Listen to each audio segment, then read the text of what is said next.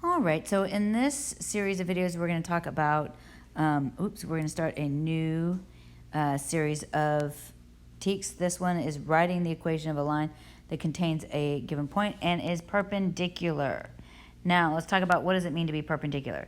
Perpendicular means that we have opposite reciprocals. So our regular slope, whatever that is let's say our regular slope is m, our perpendicular slope is going to be negative 1 over m. So whatever that's going to be opposite and then flip. So one of the ways you can remember is flip and switch. So you want to flip the number and switch the sign. So let's look at our first question. So what is the equation in slope-intercept form?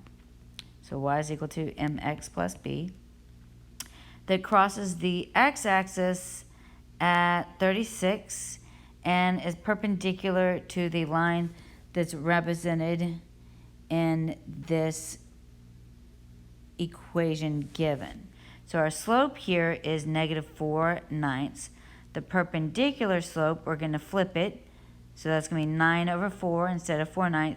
And instead of negative, it's now going to be positive. Okay? Because we said perpendicular. So flip and switch. We want it to cross the x-axis at 3.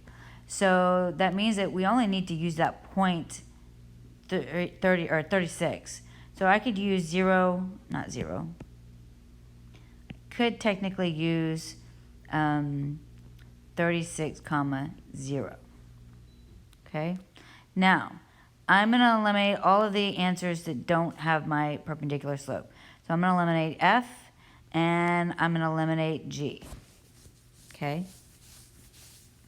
Now, both of these say they have a close to y-intercept. One says 81. The other one says negative 81. Okay. So let's see what happens. So this is going to be y minus 0 is equal to 9/4 x times x minus 36. Okay, so this is going to give me y is equal to 9/4 x minus, let's see, 36 divided by 4 is 9 times 9 is going to give me 81. So this is going to be minus 81, which gives me my answer choice, J. Don't forget, when you distribute this, you need to distribute that coefficient to both terms. Same type of question. We're still dealing with perpendicular. The equation given, so our original slope is going to be 2/5. Our perpendicular slope is going to be negative 5/2, because we went from positive to negative, and it's through that point. So I'm going to eliminate all of these that have the wrong slope. A and B both have positive, so we know it's not positive.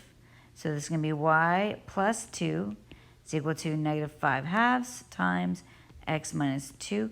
Remember, when you put the signs inside this formula, it's going to be opposite. Okay?